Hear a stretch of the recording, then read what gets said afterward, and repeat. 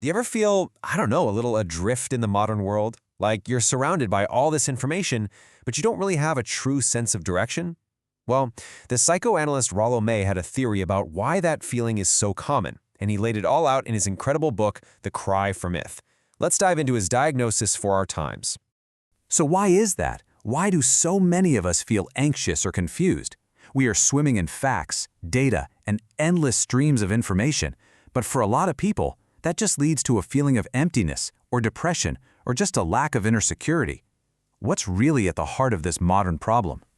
Well, according to Rollo May, these things aren't just a bunch of separate issues. No, he saw them as symptoms of a much bigger, deeper problem, the fact that our Western society has, for the most part, lost its guiding myths.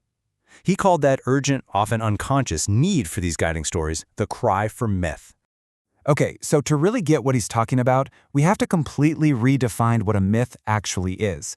And this is absolutely crucial. In our everyday language, when we hear the word myth, we usually think it means something that's just, well, false, a lie. But Rollo May argued that this very definition is a symptom of the problem. It shows just how much we've lost, because it completely misses the entire point of what a myth is for.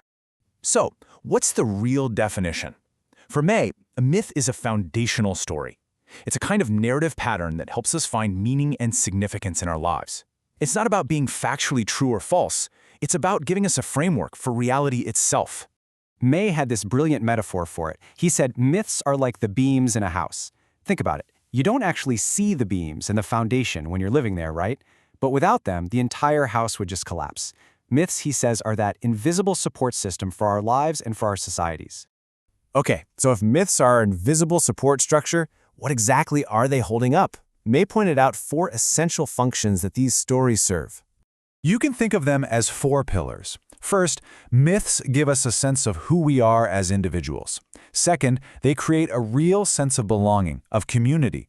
Third, they provide the actual foundation for our moral values. And finally, they give us a way to deal with the huge, unexplainable mysteries of life and the universe. And you can see these pillars at work everywhere. That who am I question. That's the ancient myth of Oedipus, searching for his own identity. That feeling of who are my people. That's the loyalty you feel to your country or even to your favorite sports team. What is right? Well, our entire ethical code is built on foundational stories about good and evil. And that last one? I love this. The writer Thomas Mann called myth a garment from mystery, something that clothes the great unknowable in a way we can actually understand. So, what happens when those beams are gone? What does it actually feel like to live in what May calls a mythic vacuum? May often brought up his contemporary, Carl Jung, who just captured this feeling perfectly. To live without myth is to be totally unmoored. You're disconnected from your past, from your community, from the deep roots that connect us all. I mean, the contrast is just so stark. On one side, you've got a life with structure, with meaning, and on the other, you have what May describes as the deepest, most unbearable loneliness of all, the loneliness of having no story. And that leads to this feeling of rootlessness, confusion, and a really dangerous ethical vacuum.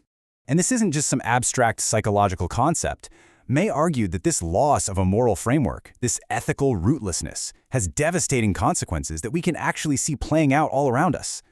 The crucial point really comes home with this chilling observation May made. He was analyzing a tragic murder in Central Park, and he saw the young people involved not as monsters, but as individuals who had grown up in a total mythic vacuum.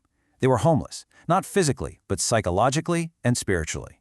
They just had no shared story to guide their moral compass. So, this all brings us to the central challenge of our time. If our society isn't really providing these big, overarching myths anymore, where are we supposed to turn? May's answer is that the responsibility now falls on each and every one of us. We have to consciously do for ourselves what was once automatically done for us by our culture. We have to become the creators of our own myths, the storytellers who bring order and meaning to our own lives. All of these powerful ideas, they come from Rollo May's book, The Cry for Myth. It is a work that honestly feels more relevant today than ever before. It's just a deep, compassionate way to look at our own search for meaning. So, as we wrap this up, I want to leave you with this question to think about. Because whether you're conscious of them or not, there are stories shaping your reality. So, what are they? What are the unseen structures holding up the house of your life?